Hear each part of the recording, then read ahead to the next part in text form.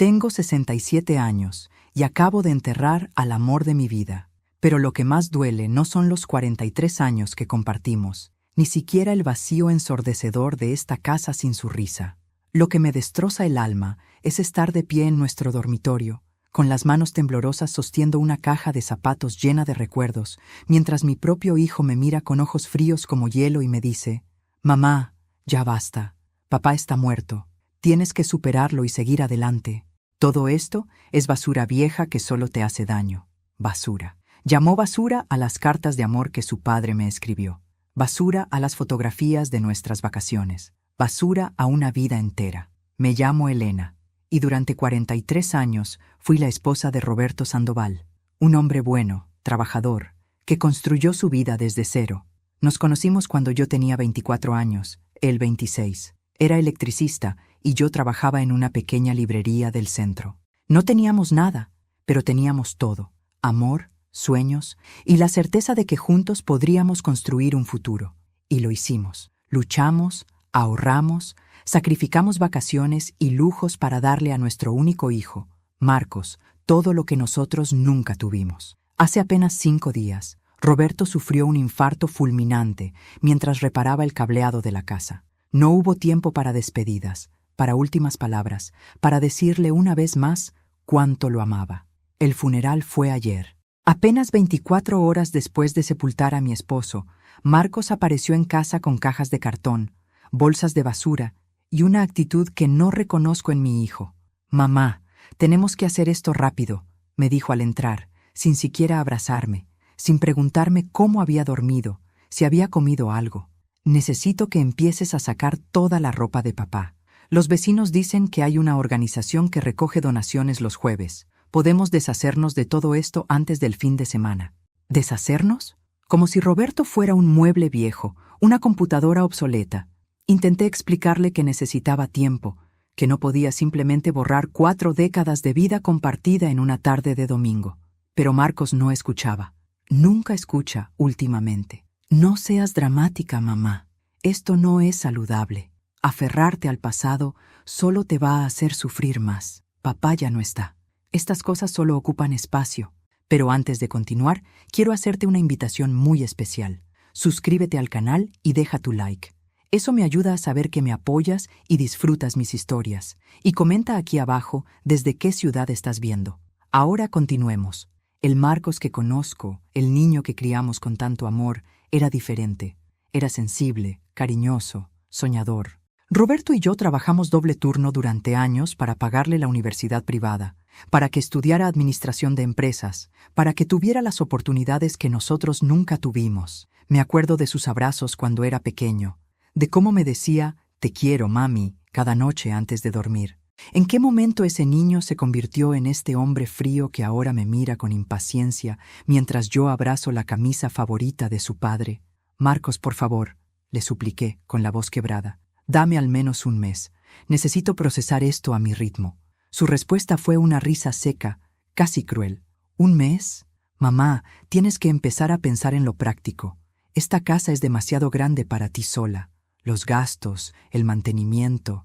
Necesitas tomar decisiones inteligentes, no emocionales». Algo en su tono me heló la sangre. No era preocupación lo que escuchaba. Era cálculo, prisa, pero decidí no confrontarlo. No en ese momento. Estaba demasiado cansada, demasiado rota. «Está bien», mentí. «Empezaré mañana». Esa noche, cuando Marcos finalmente se fue prometiendo volver al día siguiente para ayudarme, me quedé sola en el silencio pesado de esta casa que ahora se siente como un mausoleo.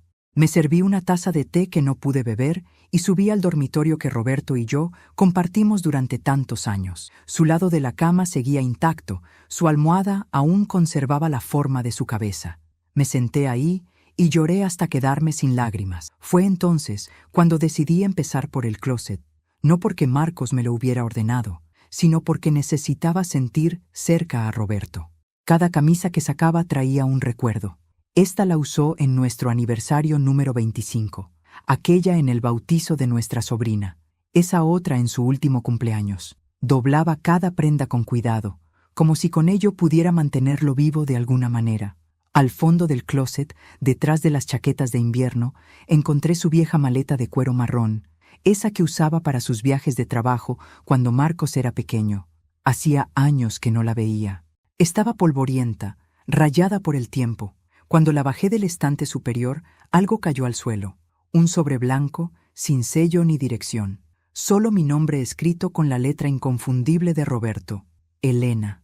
Con las manos temblando, abrí el sobre. Dentro había una hoja de papel doblada. Reconocí inmediatamente el cuaderno del que había sido arrancada, el mismo en el que Roberto hacía sus cálculos de trabajo. La nota era breve, pero cada palabra cayó sobre mí como piedras. Querida Elena, mi amor eterno, si estás leyendo esto, significa que ya no estoy contigo.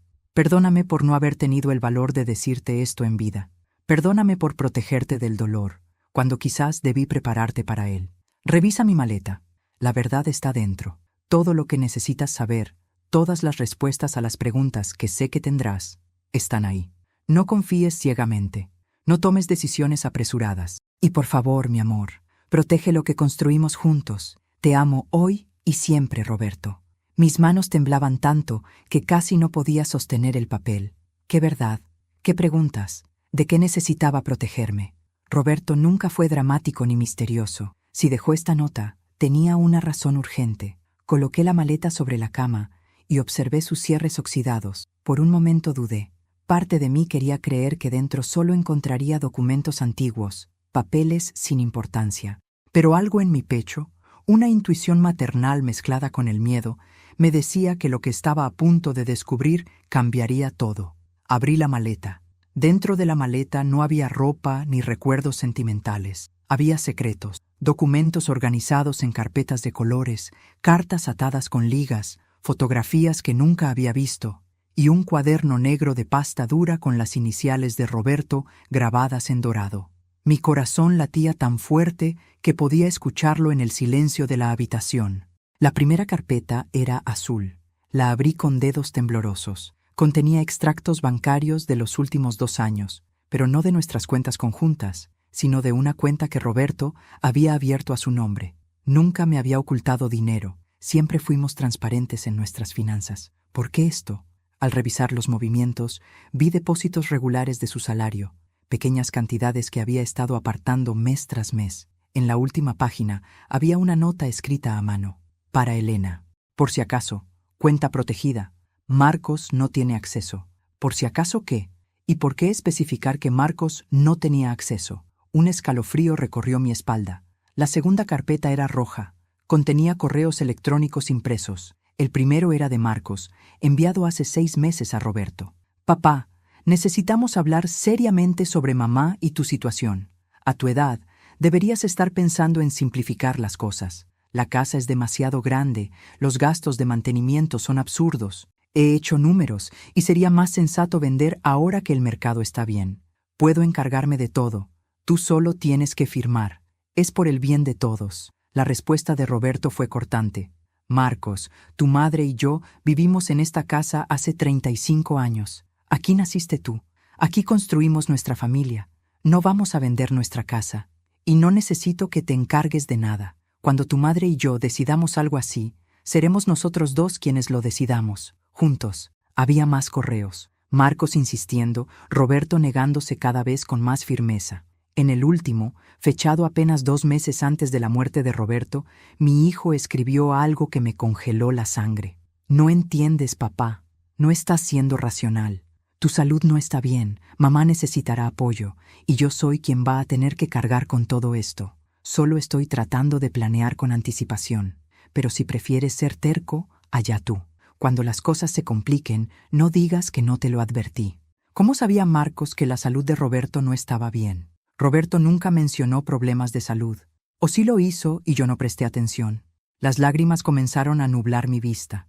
Tomé el cuaderno negro con manos temblorosas. En la primera página, con la letra cuidadosa de Roberto, decía: para Elena, mi amor. Esto me duele escribirlo más de lo que te dolerá leerlo a ti, pero necesitas saber. Las siguientes páginas eran un diario. Fechas, conversaciones, observaciones. Roberto había estado documentando el comportamiento de Marcos durante casi 2 años. 3 de marzo, 2023. Hoy Marcos vino a comer. No preguntó por su madre, aunque Elena estaba en cama con gripe. Solo habló de dinero, de inversiones, de oportunidades que estamos desperdiciando. Me preguntó cuánto vale la casa. Le dije que eso no es asunto suyo. Se molestó y se fue sin despedirse. 15 de junio, 2023. Marcos llamó preguntando si habíamos hecho testamento. Dijo que es responsabilidad de adultos tener todo en orden. Le expliqué que sí tenemos testamento, pero no le di detalles. Insistió en saber. Tuve que ser firme. Elena no se dio cuenta de la tensión porque estaba en el jardín. 2 de septiembre, 2023. Descubrí algo horrible. Elena no lo sabe. Marcos ha estado llamando a mi hermano Tomás, diciéndole que estoy senil, que estoy perdiendo la cabeza, que Elena me está controlando. Tomás me llamó preocupado. Tuve que explicarle que todo es mentira. ¿Por qué mi hijo diría esas cosas? Dejé caer el cuaderno y me llevé las manos a la boca para ahogar un sollozo. No podía ser cierto. Mi Marcos, el niño que cargaba en mis brazos, que lloraba cuando veía películas tristes, que me prometió cuidarme cuando fuera grande. ¿Por qué haría algo así? Recordé cuando Marcos tenía 8 años. Roberto había perdido su empleo y pasamos 6 meses muy difíciles. Una noche, escuché ruidos en la cocina.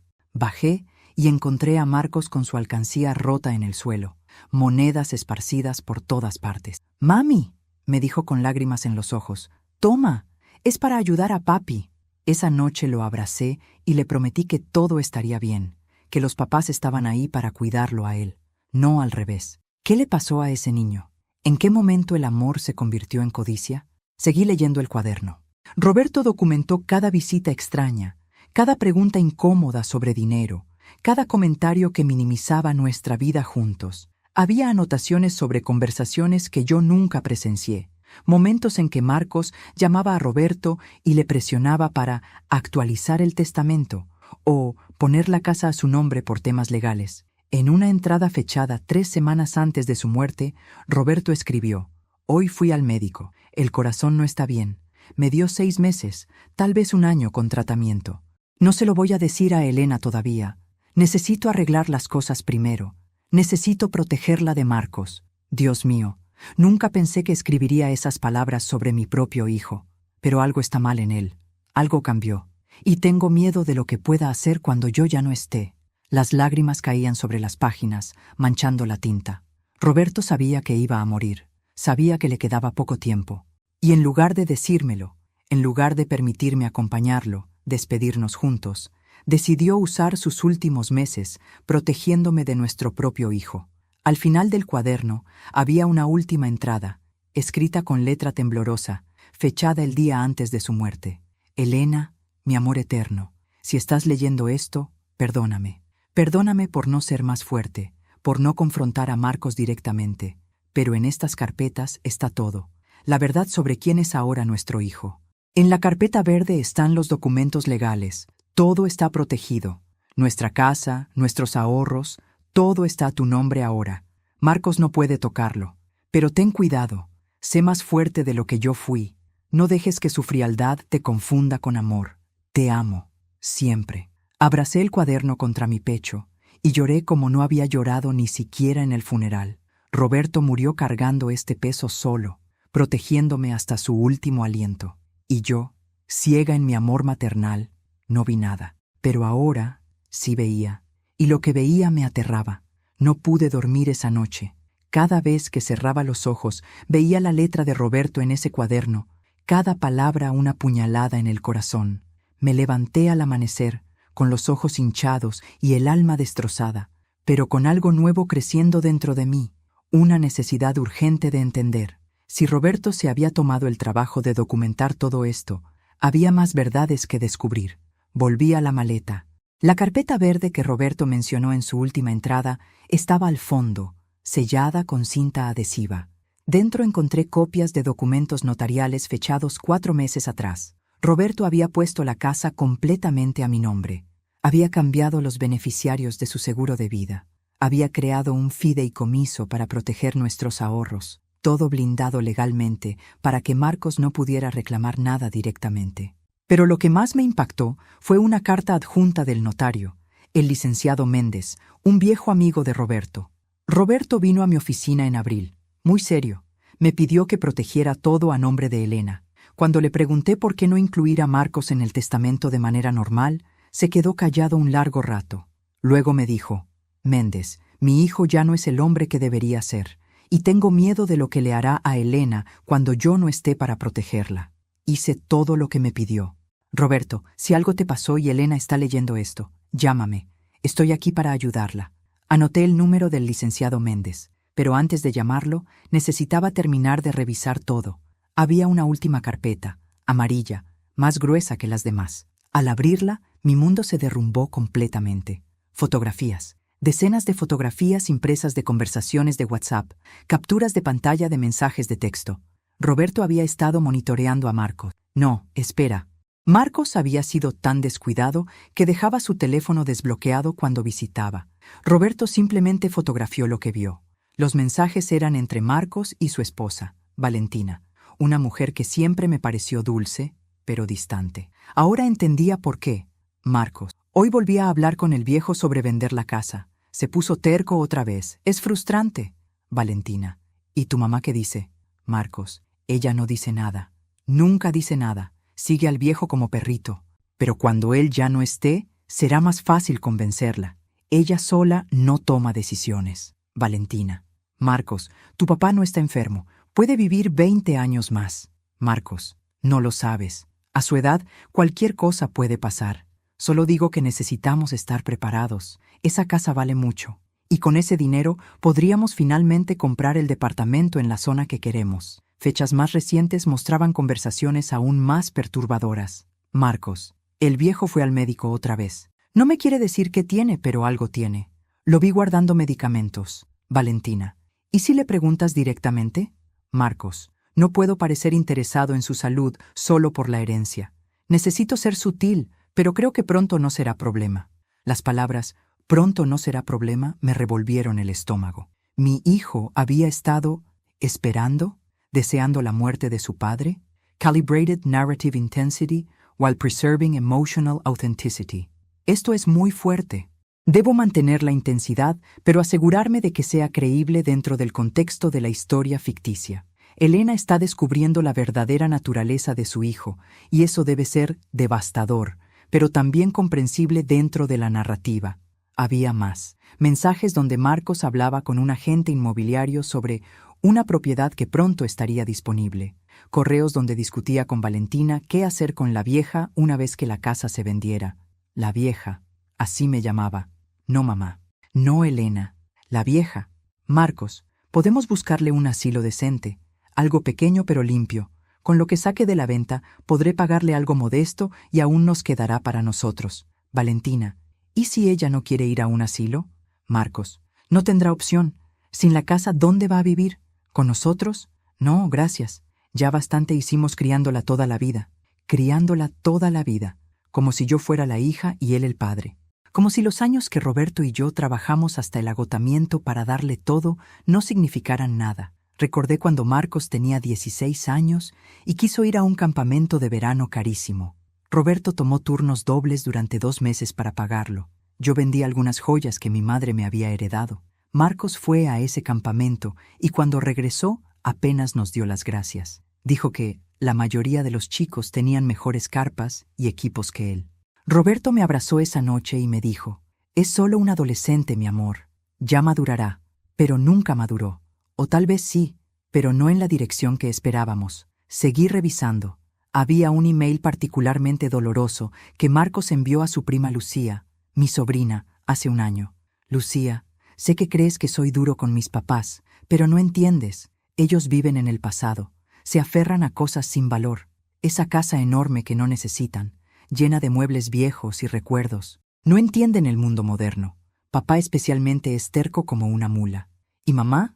Mamá es tan dependiente de él que no tiene personalidad propia. Yo solo intento ayudarlos a ser prácticos, pero me ven como el malo. Cuando sean más viejos, van a necesitarme y van a agradecer que alguien tome decisiones por ellos». Lucía le respondió: «Marcos, tus papás no son incapaces, son personas independientes que construyeron su vida. El hecho de que no quieran hacer lo que tú crees conveniente no significa que estén equivocados. Y francamente, me preocupa tu actitud. Tía Elena y tío Roberto te dieron todo. Un poco de respeto no estaría de más. Marcos nunca le contestó ese mensaje. Simplemente cortó contacto con Lucía. Ahora entendía por qué mi sobrina ya no nos visitaba. No era porque estuviera ocupada, como Marcos me había dicho, era porque él la había alejado. Igual que había intentado alejar a otros familiares con sus mentiras sobre Roberto, perdiendo la cabeza. El sol comenzaba a entrar por la ventana. Eran las 6 de la mañana. Había pasado toda la noche leyendo, descubriendo, desmoronándome. En unas horas, Marcos llegaría con sus cajas y su frialdad, esperando encontrarme obediente, rota, manipulable. Pero algo había cambiado en mí durante esa noche. El dolor no había disminuido, pero se había transformado. Ya no era solo el dolor de perder a Roberto, era el dolor de haber perdido a mi hijo hace mucho tiempo y no haberme dado cuenta. Y con ese dolor venía algo más fuerte: determinación. Roberto había pasado sus últimos meses protegiéndome. Ahora me tocaba a mí honrar ese sacrificio. No iba a dejar que Marcos destruyera todo lo que habíamos construido. No iba a ser la vieja que se deja llevar a un asilo sin luchar. Guardé todo en la maleta y la escondí en el sótano, detrás de cajas viejas donde Marcos nunca miraría. Luego subí, me duché, me vestí y me preparé un café fuerte. Cuando Marcos tocó el timbre a las 9 en punto, abrí la puerta con una sonrisa que no llegó a mis ojos. «Buenos días, hijo. Pasa». Marcos entró a la casa con esa seguridad arrogante que antes yo confundía con madurez. Traía más cajas de cartón bajo el brazo y una lista en su teléfono. Una lista. Como si vaciar la vida de su padre fuera un trámite administrativo. «Bien, mamá. Veo que ya estás lista». «Perfecto. Empecemos por el dormitorio. Es lo más importante». Se detuvo y me miró con esa expresión que ahora reconocía. Impaciencia apenas disfrazada de preocupación. «¿Dormiste bien?» «Como pude», respondí, manteniendo la voz neutral. «El café está recién hecho si quieres». «No tengo tiempo. Necesito estar en la oficina a mediodía». «Vamos, mientras más rápido terminemos esto, mejor». Mientras subíamos las escaleras, lo observé. Realmente lo observé, tal vez por primera vez en años. ¿Cuándo había dejado de mirarlo como mi hijo y empezado a verlo como un extraño? Vestía un traje caro, zapatos italianos, reloj suizo. Todo comprado con el dinero de su trabajo en finanzas, un trabajo que conseguí porque Roberto conocía al dueño de la empresa y le pidió el favor. Pero Marcos nunca mencionaba eso. En su narrativa, todo lo había logrado solo. «Mamá, ¿me estás escuchando?» Su voz cortante me trajo de vuelta. «Perdón, ¿qué decías?» «Dije que necesito que seas práctica. Sé que esto es difícil, pero quedarte con toda esta ropa no va a traer a papá de vuelta. Donarla es lo correcto. Hay gente que la necesita». Lo correcto. Qué fácil era para él decidir qué era correcto cuando no era su dolor el que estaba en juego. «Marcos», dije lentamente, «necesito preguntarte algo. ¿Por qué tanta prisa?» Su mandíbula se tensó. Apenas un segundo, pero lo vi. «No es prisa, mamá. Es sentido común. Entre más tiempo pase, más difícil será para ti. Es mejor arrancar la curita de un jalón». «¿La curita?», repetí, sintiendo cómo la rabia comenzaba a hervir bajo mi aparente calma. «Tu padre murió hace 5 días. No es una curita, Marcos. Es mi vida entera. Exactamente mi punto. Por eso necesitas empezar a construir una nueva vida. Una vida que no gire alrededor de cosas muertas». «Cosas muertas». Llamó a su padre cosas muertas. Tragué el nudo en mi garganta y asentí, fingiendo docilidad. «Tienes razón. Empecemos». Abrí el closet y comencé a sacar ropa. Marcos agarró una caja y empezó a meter camisas sin cuidado, arrugándolas, sin doblarlas siquiera. Cada prenda que tiraba era como una bofetada. «Mamá, hay algo más de lo que necesitamos hablar», dijo sin mirarme, concentrado en su tarea. Esta casa. Ahí estaba. Lo que había estado esperando desde que leí los mensajes. «¿Qué pasa con la casa?» «Es demasiado grande para ti sola. Los gastos de mantenimiento, los impuestos, la luz, el agua, todo eso va a caer sobre ti ahora. Sin el sueldo de papá, ¿cómo piensas mantenerla? Tu padre dejó ahorros y tengo mi pensión». Marcos dejó escapar una risa despectiva. «Mamá, seamos realistas. Los ahorros de papá no son suficientes para mantener una casa así por años. Y tu pensión es ridícula. Trabajaste medio tiempo toda tu vida porque papá insistió en que te quedaras en casa conmigo. La forma en que lo dijo, con ese tono de reproche, como si Roberto me hubiera limitado en lugar de apoyarme. La verdad era que yo elegí trabajar medio tiempo cuando Marcos era pequeño porque quería estar ahí para él, para llevarlo a la escuela, ayudarlo con las tareas, preparar sus comidas favoritas. Sacrifiqué mi carrera por mi hijo, y ahora él lo usaba en mi contra. He estado hablando con un agente inmobiliario, continuó, sacando su teléfono. El mercado está excelente ahora. Podríamos vender en menos de 2 meses. Con el dinero de la venta, puedes comprar algo pequeño, un departamento cómodo, moderno, sin tantos gastos, y te sobraría dinero para vivir tranquila. No quiero vender la casa, Marcos. Su rostro se endureció. No estás pensando claramente. Es el duelo. Pero yo sí puedo pensar con claridad. Y como tu hijo, es mi responsabilidad ayudarte a tomar las decisiones correctas. Soy perfectamente capaz de tomar mis propias decisiones. ¿En serio? Se volvió hacia mí con una expresión que me heló. Mamá, has dependido de papá toda tu vida. Él tomaba todas las decisiones importantes, las finanzas, las inversiones, todo. Tú solo existías a su lado. No te estoy insultando, es la verdad. Ahora necesitas a alguien que te guíe, y ese alguien soy yo. En ese momento, vi con claridad cristalina lo que Roberto había visto. Mi hijo no solo me consideraba incapaz, me despreciaba, me veía como un peso, un estorbo, algo que manejar. Recordé cuando Marcos tenía 12 años y suspendió matemáticas. Roberto quería castigarlo, quitarle los videojuegos, pero yo intercedí. Déjame ayudarlo a estudiar, le dije a Roberto. Solo necesita más apoyo. Pasé 2 meses ayudándolo cada tarde con sus tareas. Marcos aprobó el año con buenas notas. Cuando recibió su boleta de calificaciones, me abrazó y me dijo, «Gracias, mami, eres la mejor». Roberto me miró con orgullo. «¿Ves?», me dijo, «eres más fuerte de lo que crees». ¿En qué momento ese niño agradecido se convirtió en este hombre que me llamaba incapaz? «Marcos», dije, manteniendo la voz firme, «esta conversación se acabó. No voy a vender la casa.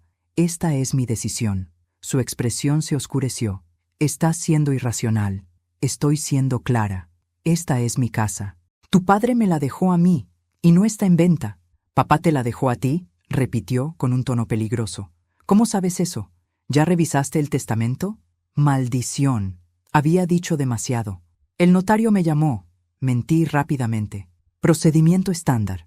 Marcos me estudió con ojos entrecerrados. «¿Qué notario? ¿El licenciado Méndez?» «Sí». Ese viejo chismoso siempre fue demasiado cercano a papá. Escupió las palabras con veneno. Seguro le llenó la cabeza de ideas. «¿Sabes qué, mamá? Voy a ir personalmente a hablar con él. Hay leyes. Tengo derechos como hijo único». «Marcos». «No, mamá. Basta. Has estado muy rara desde ayer. ¿Qué no me estás diciendo?» El aire entre nosotros se volvió denso, peligroso. Marcos me miraba con desconfianza ahora, tratando de descifrar qué sabía yo. Y yo lo miraba viendo finalmente al extraño en que se había convertido. «No te estoy diciendo nada porque no hay nada que decir», respondí. «Ahora, si me disculpas, estoy cansada». «Puedes irte». «¿Irme? No he terminado». «Sí has terminado. Por hoy. Vete, Marcos». Nos miramos fijamente. Pude ver el cálculo detrás de sus ojos, decidiendo si presionar más o retirarse. Finalmente, agarró su saco. «Está bien, pero volveré mañana. Y vamos a terminar esta conversación, mamá, te guste o no». Salió dando un portazo que hizo temblar los marcos de las ventanas. Solo cuando escuché su auto alejarse, me permití temblar. Después de que Marcos se fue, mis piernas apenas me sostenían. Me dejé caer en el sofá de la sala. Ese mismo sofá donde Roberto y yo pasamos miles de noches viendo películas, conversando sobre nuestros días, simplemente existiendo juntos. Ahora ese espacio se sentía vacío, contaminado por la tensión que Marcos había dejado flotando en el aire. Sabía que tenía que actuar rápido. Si Marcos iba a hablar con el licenciado Méndez, necesitaba hablar con él primero. Marqué el número que había anotado. «Bufete Méndez. Buenos días». «Buenos días». «Habla Elena Sandoval. Necesito hablar con el licenciado Méndez urgentemente. Es sobre mi esposo, Roberto». Hubo una pausa. «Señora Sandoval, el licenciado estaba esperando su llamada. La comunico de inmediato». Menos de 10 segundos después, escuché la voz cálida del licenciado Méndez, un hombre que conocía a Roberto desde la preparatoria. «Elena, querida, lo siento muchísimo por Roberto. Era mi mejor amigo. Lo sé, licenciado. Por eso necesito hablar con usted. Encontré la maleta. Un suspiro profundo del otro lado de la línea. Entonces ya sabes. Dios mío, Elena, cuánto quería Roberto que nunca tuvieras que abrir esa maleta. Pero también sabía que probablemente sería necesario. Licenciado, ¿qué tanto sabía Roberto? ¿Qué tanto le contó? Todo. Me lo contó todo. Y hay cosas que aún no descubriste en esa maleta. ¿Revisaste el compartimento secreto? Mi corazón dio un vuelco. ¿Qué compartimento secreto? La maleta tiene un doble fondo. Roberto la mandó modificar específicamente para esto. Presiona las esquinas interiores simultáneamente. Se abrirá. Corrí al sótano, recuperé la maleta y seguí sus instrucciones. Con un clic suave, el fondo de la maleta se levantó, revelando un espacio oculto. Dentro había una memoria USB, más documentos y una grabadora de voz antigua. ¿Lo encontraste?, preguntó el licenciado. Sí, hay una memoria USB y una grabadora. Elena, escucha con mucho cuidado lo que voy a decirte.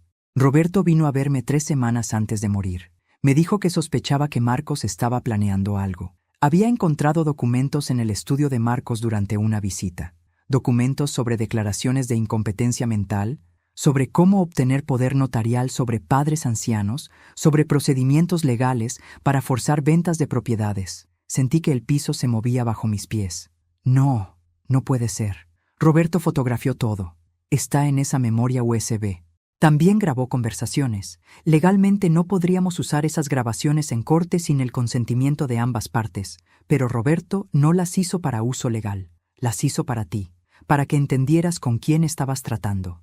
¿Por qué Roberto no me dijo nada? ¿Por qué cargó con esto solo? La voz del licenciado se quebró un poco. Porque te amaba, Elena. Porque sabía que tú amabas a Marcos con todo tu corazón, y no quería destrozarte mostrándote la verdad mientras él pudiera protegerte. Su plan era arreglar todo legalmente, blindar todo a tu nombre, y luego, si era necesario, confrontar a Marcos. Pero el infarto fue inesperado. Su corazón no aguantó. Las lágrimas corrían por mi rostro. ¿Qué hago ahora? Escucha todo lo que está en esa memoria. Escucha las grabaciones. Y luego, mañana a primera hora, ven a mi oficina. Necesitamos revisar juntos todos los documentos legales y planear los siguientes pasos. Marcos va a intentar pelear el testamento, de eso no tengo duda. Pero Roberto se aseguró de que no tuviera base legal. Todo está en orden. Colgamos. Con manos temblorosas, inserté la memoria USB en la laptop de Roberto. Había carpetas organizadas meticulosamente, fotografías, documentos, grabaciones de audio, video. ¿Video? Roberto había grabado video. Antes de continuar, dime aquí en los comentarios qué te está pareciendo esta historia hasta ahora y qué harías tú en el lugar de ellos. No salgas del video, porque lo que viene a continuación te va a poner la piel de gallina. Abrí la carpeta de video. Había un solo archivo, fechado 3 días antes de la muerte de Roberto. El título del archivo era simplemente «Para Elena. Ver primero».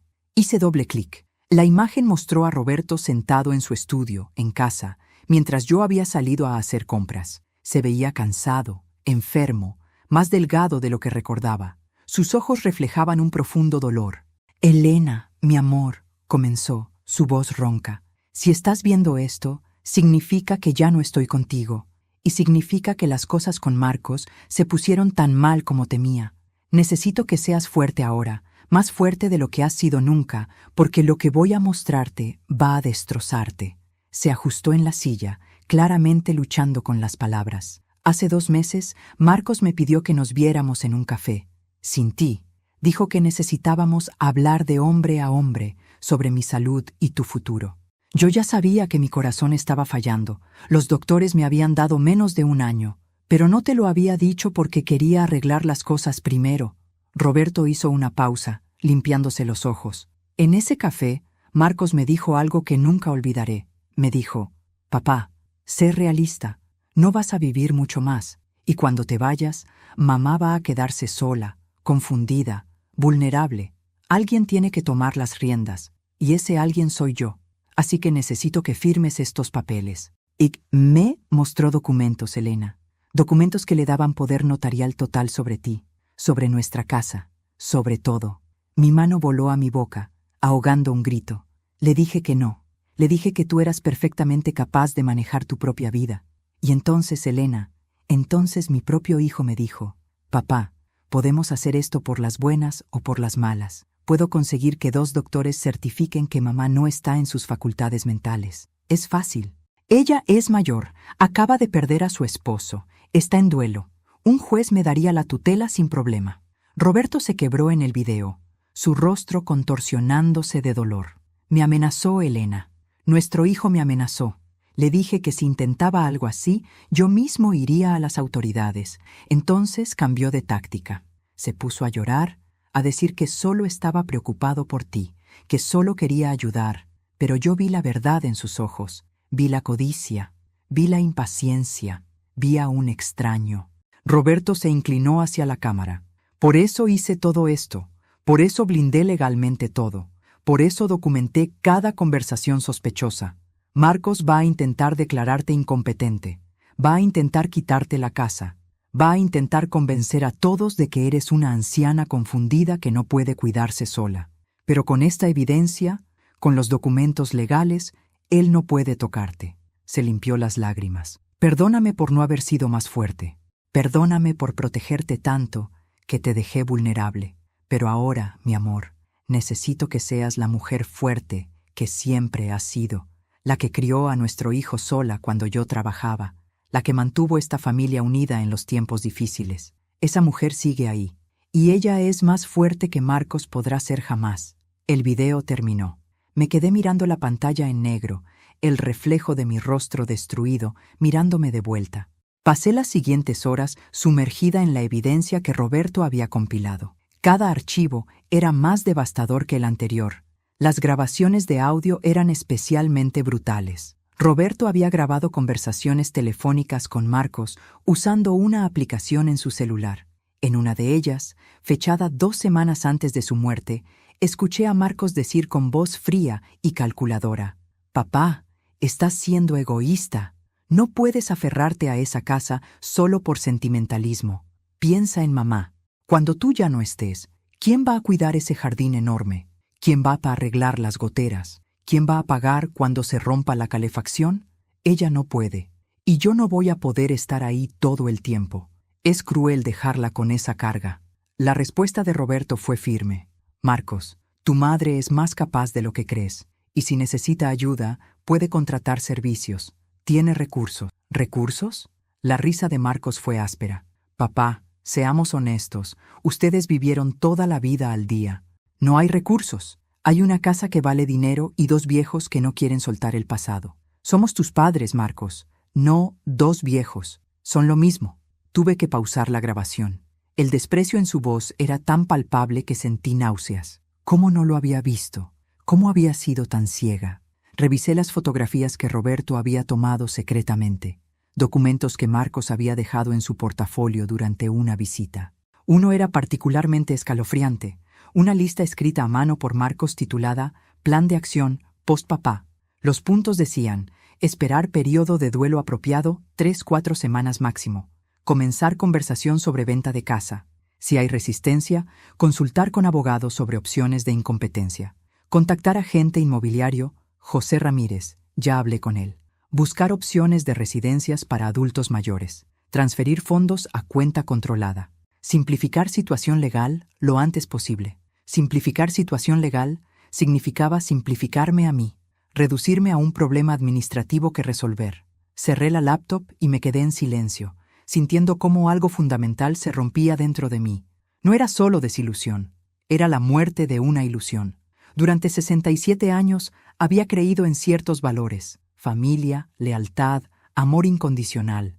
Había criado a mi hijo con esos valores. Le había enseñado que la familia era sagrada, que el dinero era secundario, que las personas importaban más que las cosas, y él había aprendido exactamente lo opuesto.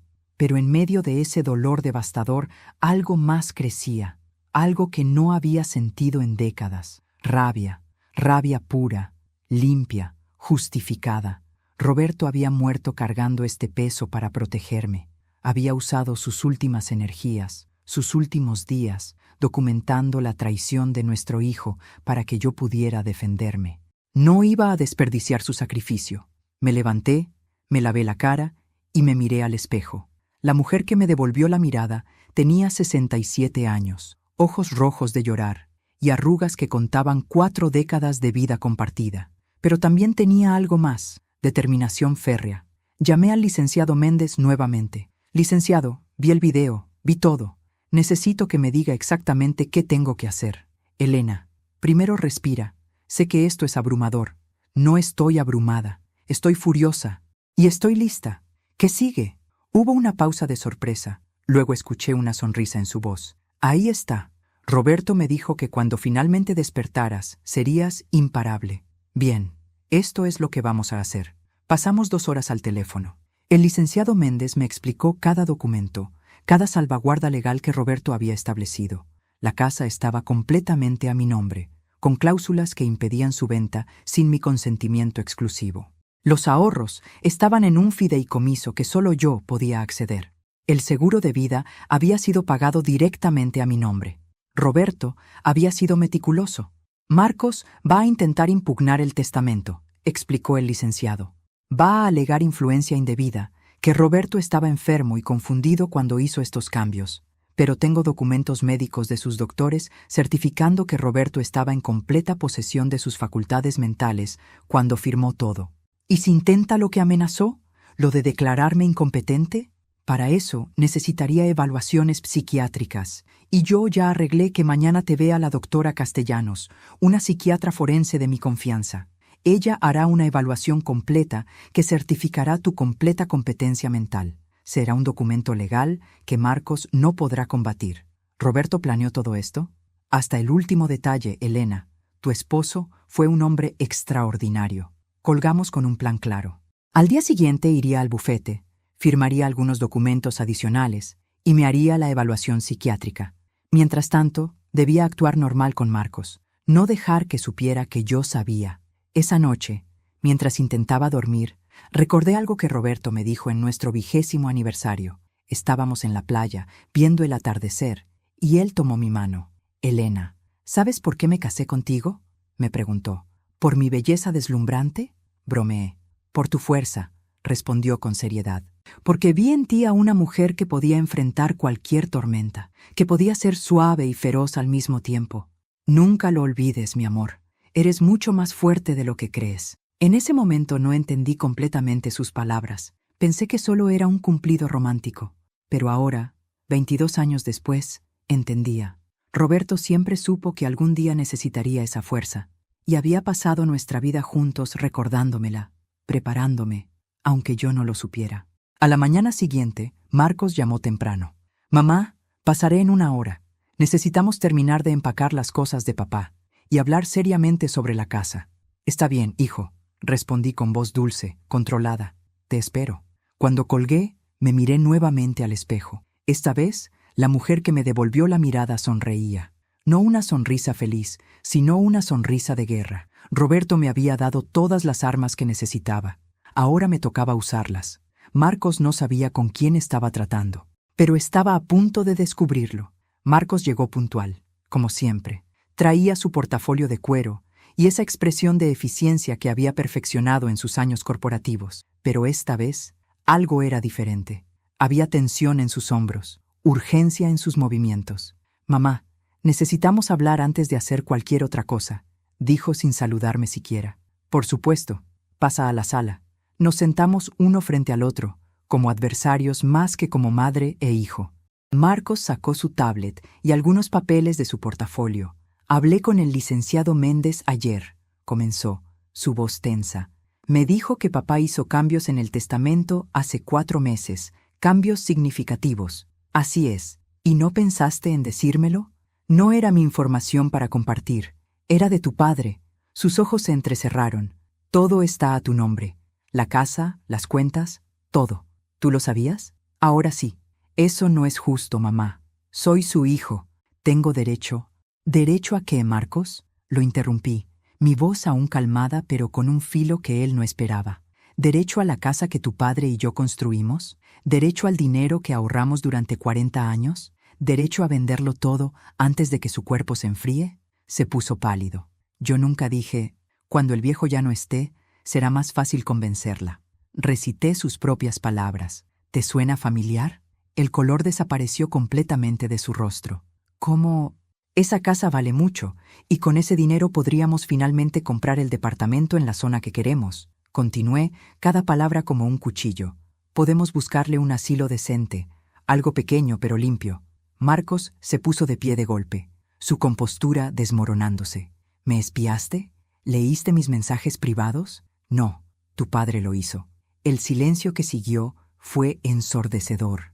¿Papá me estaba espiando? No espiando, documentando. Cada conversación donde me llamaste la vieja, cada mensaje donde calculabas cuánto valía nuestra casa, cada plan que hiciste para deshacerte de mí en un asilo. Lo documentó todo, Marcos, todo. Se dejó caer de nuevo en el sillón, su rostro una máscara de shock. No entiendes, yo solo estaba siendo práctico. ¿Práctico? Mi voz subió por primera vez. ¿Planear cómo librarte de tu madre es ser práctico? ¿Contar los días hasta que tu padre muriera es ser práctico? Yo no conté los días. A su edad, cualquier cosa puede pasar. Solo digo que necesitamos estar preparados. Lo cité nuevamente. Eso le escribiste a Valentina. Tu padre estaba muriendo, Marcos. Sabía que le quedaban meses. Y tú, en lugar de acompañarlo, estabas haciendo listas de acción para después de su muerte. Las lágrimas comenzaron a rodar por sus mejillas, pero no eran lágrimas de arrepentimiento. Eran lágrimas de rabia, de humillación por haber sido descubierto. ¿Y qué esperabas que hiciera? Gritó. ¿Que me quedara de brazos cruzados mientras ustedes desperdiciaban oportunidades? Les di todo. Les ayudé con sus finanzas, les aconsejé, y ustedes siempre me ignoraron. ¡Siempre! Nos ayudaste, repetí con incredulidad. Marcos, fuimos nosotros quienes te criamos, quienes trabajamos doble turno para pagar tu universidad, quienes vendimos joyas y sacrificamos vacaciones para que tuvieras todo. ¿Y tú dices que nos ayudaste? Eso fue hace décadas. Ya les pagué. Los he soportado, he fingido interés en sus historias aburridas, he venido a sus cenas tediosas, he cumplido como hijo. Ahí estaba, la verdad desnuda y brutal. Para Marcos, el amor filial era una deuda que ya había pagado, una obligación cumplida. Tu padre tenía razón, dije suavemente, sintiendo cómo mi corazón se partía definitivamente. Ya no eres el hijo que criamos, eres un extraño. Marcos se limpió las lágrimas con rabia. Bien, si así es como quieres que sean las cosas, que así sea. Pero no creas que voy a quedarme sin hacer nada. Voy a impugnar ese testamento. Voy a pelear por lo que me corresponde. No te corresponde nada. Soy su hijo. Y él decidió que ser su hijo no era suficiente, que necesitabas ganarte su confianza, su respeto, su herencia. Y fallaste. Se puso de pie temblando de furia. Veremos qué dice un juez sobre eso. Adelante, dije, con una calma que me sorprendió incluso a mí. Llévalo a corte. Pero debes saber que tu padre dejó más que documentos legales. Dejó evidencia. Grabaciones de tus conversaciones con él, fotografías de tus planes escritos, correos electrónicos donde amenazabas con declararme incompetente.